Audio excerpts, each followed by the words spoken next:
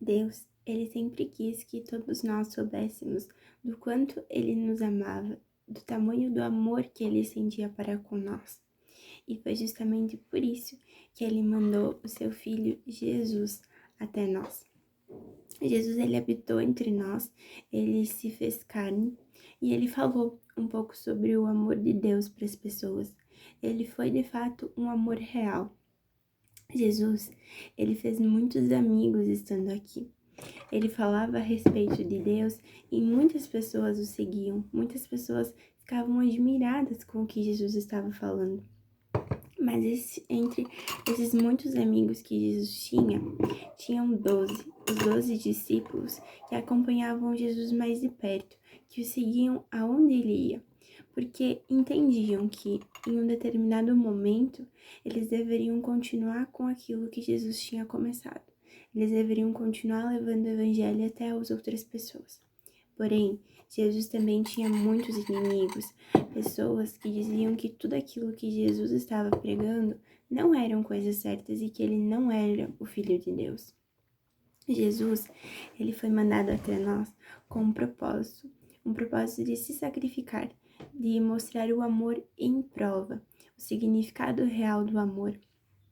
E quando esse momento estava chegando, Jesus ele costumava muito ir em um jardim chamado Getsêmani, onde ele orava, onde ele conversava com o Pai. Em um determinado dia, quando esse momento estava chegando, o momento dele ter que se sacrificar por nós, ele subiu até o Monte Getsêmani e ele encontrou uma pedra. Quando ele encontrou essa pedra, ele se ajoelhou com a cabeça em cima da pedra e começou a falar com o Pai. Ele falava: Pai, o momento está chegando, mas, se possível, passa isso de mim, mas que acima de tudo seja feita a tua vontade e não a minha. Então, logo em seguida, chegaram os inimigos de Jesus. Eles vieram buscar Jesus. Eles machucaram muito Jesus.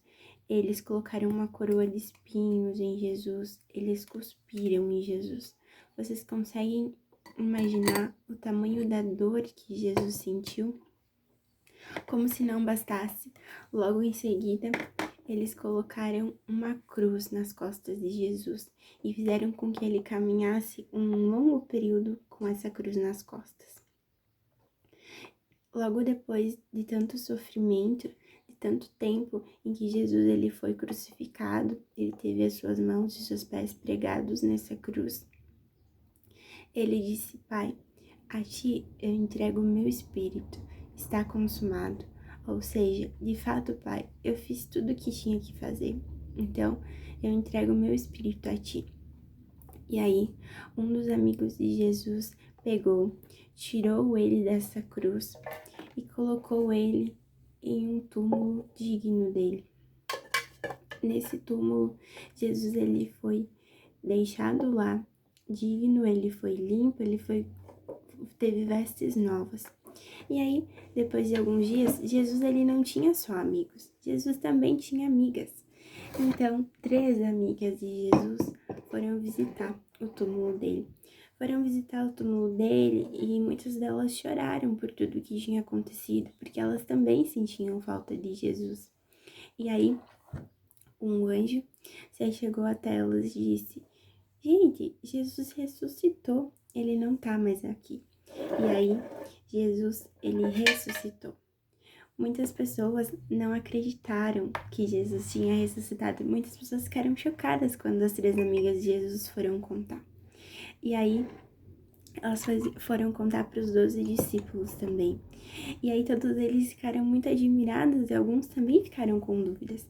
Até que Jesus apareceu entre eles e disse: Eu estou aqui. Porém, chegou um momento em que Jesus teve que subir para com o Pai. E os discípulos continuaram pregando a respeito de Cristo. Então, o verdadeiro significado dessa história foi que Jesus, ele morreu, mas ele também ressuscitou.